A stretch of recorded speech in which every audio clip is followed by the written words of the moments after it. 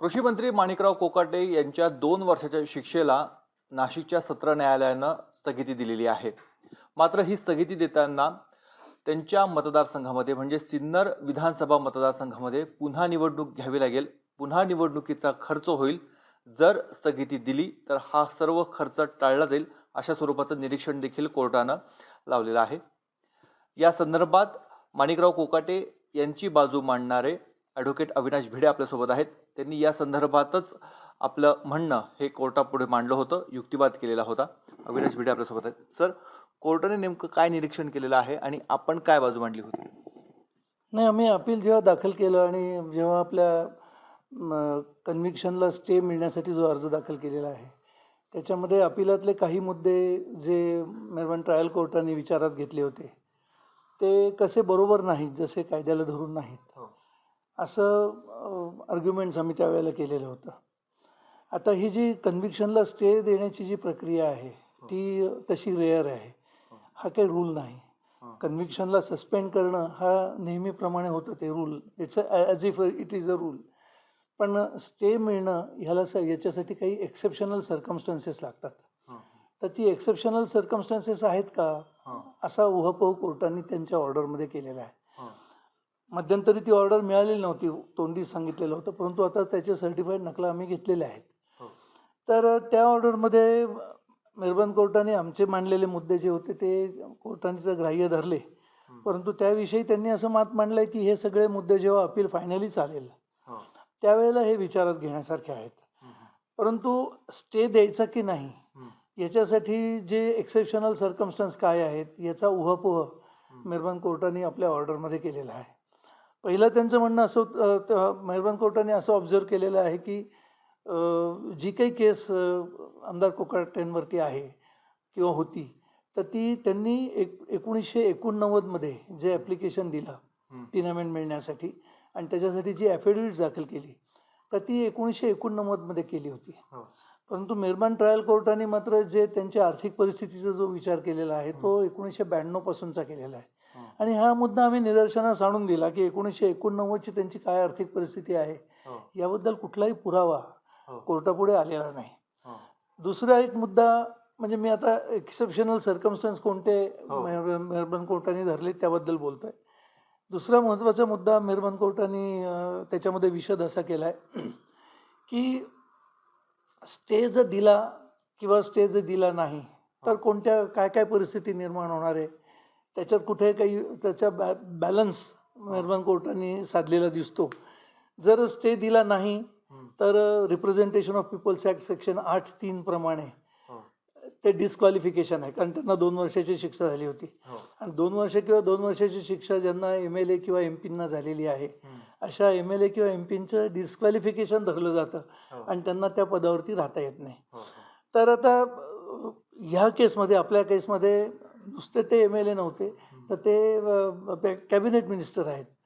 आणि मेहरबान कोर्टाने असं धरलं की गेल्या 4-5 वर्षांपासून 4-5 वेळा जनतेने त्यांना निवडून दिलेलं आहे आणि यावेळेला त्यांना कॅबिनेट मिनिस्टर म्हणून काम करण्याची संधी मिळालेली आहे.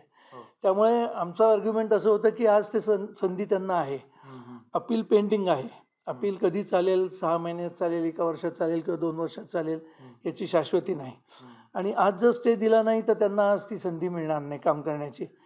आणि जर स्टे दिला तर अपील तर पेंडिंग आहे. समजा 4 वर्ष 6 महिन्यांनी 2 वर्षांनी जेव्हा केव्हा चालेल आणि जो काही निर्णय येईल तो त्यांच्यावरती बंधनकारक असेल. त्यामुळे स्टे जर दिला तर कुठलंही नुकसान आज सरकार पक्षाचं कुठलं होत नाही. परंतु स्टे जर नाही दिला तर ज्या लोकांनी त्यांच्यावर विश्वास ठेवून त्यांना निवडून दिलेला आहे तर त्या लोकांचं नक्की नुकसान होणार आहे. कारण कॅबिनेट मंत्री म्हणून केवळ ते त्यांच्या कॉन्स्टिट्युएन्सी पुरतं काम करत नाहीत, तर ते पूर्ण महाराष्ट्राचं काम करतात, महाराष्ट्रासाठी काम करतात. त्यामुळे हा एक मुद्दाही मेहरबान कोर्टाने विचारात घेतला. दुसरा एक विचारात घेतला की जर स्टे दिला नाही तर त्यांचं मंत्रिपदच नाही तर MLA पद पण निघ जातं आणि अशा वेळेला त्यांच्या कॉन्स्टिट्युएन्सीमध्ये परत निवडणुका घ्याव्या लागतील. आणि त्या जर निवडणुका घेतल्या गेल्या तर प्रचंड मोठा खर्च सध्याच्या दिवसांमध्ये निवडणुकांमध्ये होतो आणि हा सगळा पब्लिक मनी आहे. त्यामुळे तोही जर टाळता येत असेल स्टे देऊन तर ती एक्सेप्शनल सर्कमस्टन्स, अशा या 2-3 गोष्टी एक्सेप्शनल सर्कमस्टन्स म्हणून मेहरबान कोर्टाने विचार केलेला आहे. आमचं आर्ग्युमेंट करताना आम्ही सुप्रीम कोर्टाचे मेहरबान सुप्रीम कोर्टाचे आणि मेहरबान हायकोर्टाचे काही दाखले, काही निकाल मेहरबान कोर्टास विचारासाठी दिले होते.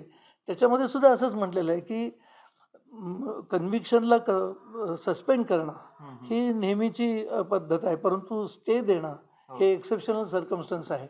आणि म्हणून राहुल गांधी सरांच्या केसमध्ये सुद्धा मेहरबान सुप्रीम कोर्टाने हे एक्सेप्शनल केस आहे असं म्हणून धरलेलं आहे. निकालामध्ये राहुल गांधींच्या केसचा उल्लेख देखील करण्यात आलेला आहे. नेमकं कसं सांगड घातली या दोन्ही मुद्द्यांची?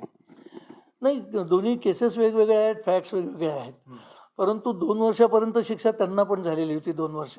आणि त्या शिक्षा जर ऑपरेट झाली असती, स्टे मिळालेला नसता, तर त्यांचं जे MP पद आहे मेंबर ऑफ पार्लमेंट म्हणून, तर ते त्यांना डिस्क्वालिफाय झालं असतं ते, आणि ते मेंबर ऑफ पार्लमेंट राहिले नसते. आणि हाही विचार त्यावेळेला केला आणि तोच विचार ह्यावेळेलाही ह्या मेहरबान कोर्टाने केलेला दिसतो. पण सर, आपण असं म्हटलं की खालच्या कोर्टाने 89 पासूनची आर्थिक परिस्थिती विचारात घेतली नाही, 92 पासूनची घेतलेली आहे. पण त्यांना जे घर अलाउड झालं हे 92 नंतरच अलाउड झालं होतं. नाही, मुद्दा असा आहे की जे अर्ज दिला आहे तो खोटा मजकुराचा दिला, तो फोर्ज दिला असा आरोप आहे ना. त्यांना घर कधी मिळाला हा विषय नव्हताच ना. अर्ज तो दिला तो खोटा दिला, शासनाची फसवणूक केली वगैरे वगैरे, जे ते 89 मधलं आहे. त्यामुळे हा एक मुद्दा आहे आमचा फक्त आर्ग्युमेंटचा. तो आता अपील जेव्हा फायनली चालेल त्यावेळेला त्याचा विचार केला जाईल.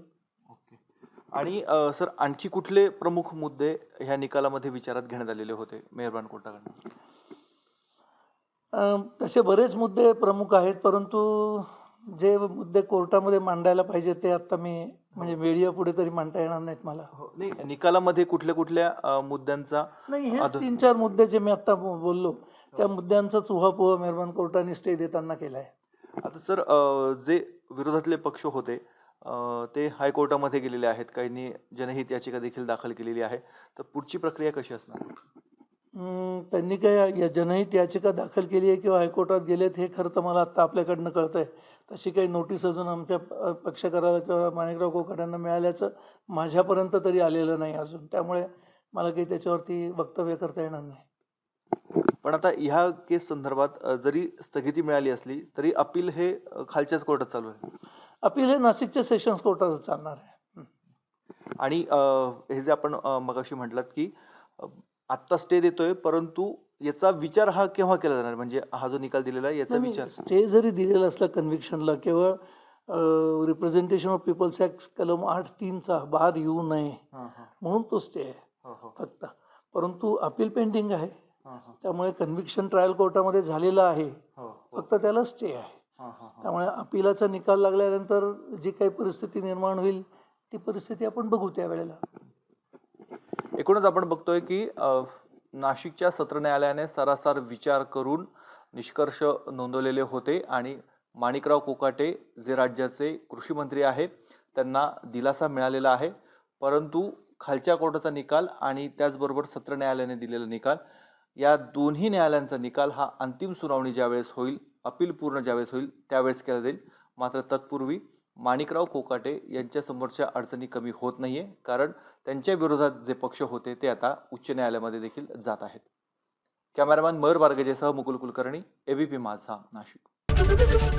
ABP माझा, उघडा डोळे बघा नीट.